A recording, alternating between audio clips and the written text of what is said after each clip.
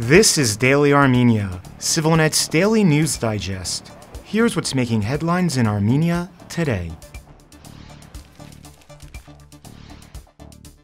Prime Minister Nikol Pashinyan says the necessary infrastructure is in place for Azerbaijani vehicles to transit through Armenian territory, but that this can't be a proverbial one-way street. According to an article published today by the state news agency Armen Press, Armenia has never undertaken any obligation, written or oral, agreed or even hinted that ensuring security on its own territory should or could be outsourced to another country. There simply is no such thing, he wrote.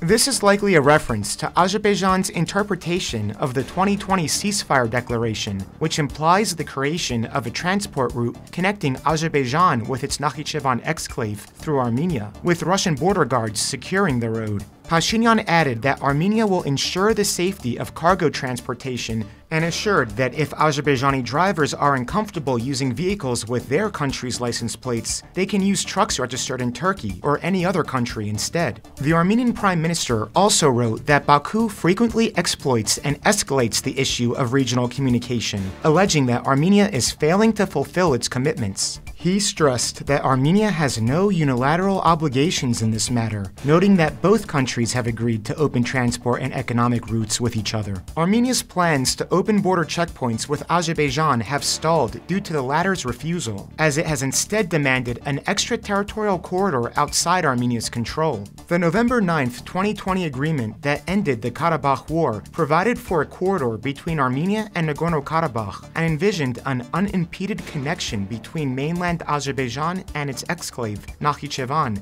to be overseen by the Russian FSB. The agreement has lost relevance following the blockade of the Lachin corridor and the ethnic cleansing of Nagorno-Karabakh, but Armenia has yet to withdraw its signature. Ruben Vardanyan's international lawyer, Jared Genser, has called on Armenian authorities to take stronger action to secure his release and those of, quote, other Armenian Christian political prisoners held in Azerbaijan. Vardanyan has been on a hunger strike in a Baku prison for more than 2 weeks. In a post to the social media platform X, Genser insists that Pashinyan and Foreign Minister Ararat Mirzoyan could do substantially more, for example, suggesting the Prime Minister make a public statement declaring the release of political prisoners and captives a priority issue. The lawyer emphasized the importance of the Prime Minister holding a press conference to discuss these matters and publishing an article in a major news outlet about it. Genser also proposed that both the Prime Minister and Foreign Minister meet with the families of the detainees to express solidarity. Genser also recommended international bodies and foreign embassies in Baku send observers to the trials, and that Pashinyan could even send a personal envoy there who could attempt to be a humanitarian channel for negotiations. Currently, 23 Armenians are being held in Azerbaijani prisons, including some of Artsak's former leaders, who are facing serious charges that could result in a sentence of life in prison. Over the past few days, protests have been staged in Yerevan in support of the prisoners, demanding the government and international bodies act.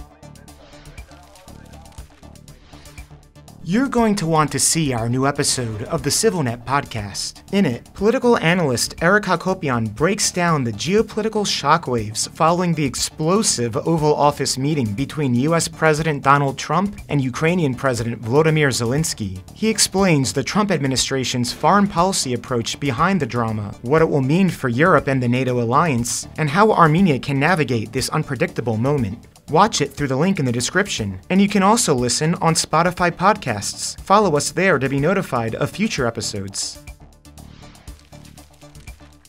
And finally, the CivilNet number of the day is 82.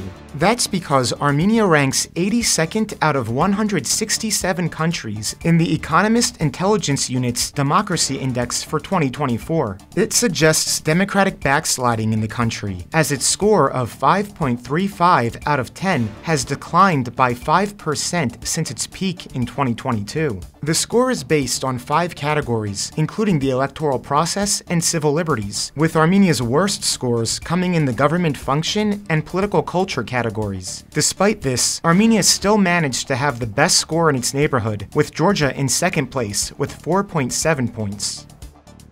And as always, please follow CivilNet for the latest news and independent reporting from our contributors on the ground here in Armenia.